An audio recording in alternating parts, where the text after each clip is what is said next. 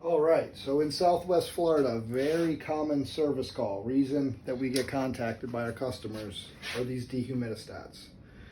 Um, House is vacant, we've got the dehumidistat set. It will only allow the air to run if the humidity is higher than the set humidity. So before we get any farther, I want to bring this close enough and hopefully you can hear the click.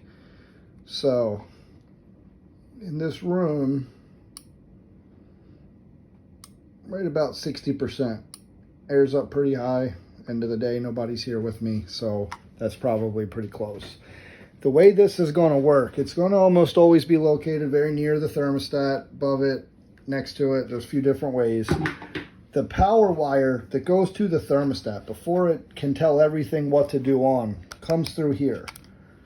If it's higher than the set temperature, so at this point, it's set lower for a lower humidity, it'll allow it to run. Now, if I dial this back to this setting, it's clicked again, it will not come on.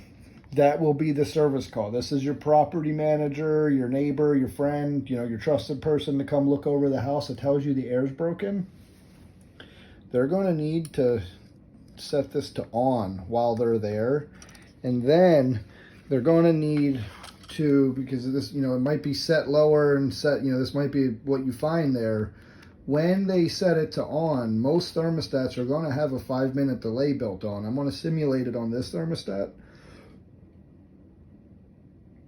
So I didn't have a time to go ahead and wire this in to show you, but I can kind of show you just by doing this. So now it was cooling on the right side of the screen. It said cool on and it was solid. Now our cool on is flashing. So there's a delay where this isn't going to come on for another 5 minutes after we've set this to on. Anytime you're home, leave this on. Let the thermostat do all of the controlling. On is also 0%. When you're away, I would suggest paying a slightly higher electric bill. I'm going for about 55. 55 is safe. These things are notorious for being a little bit out of calibration, even new out of the box.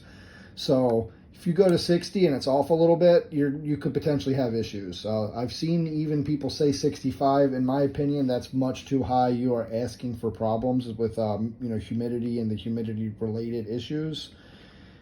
57 if you want to split the difference, but 60 or less. About 55 is a good way to set these when you're away. It will only allow the air to operate enough to meet that set humidity.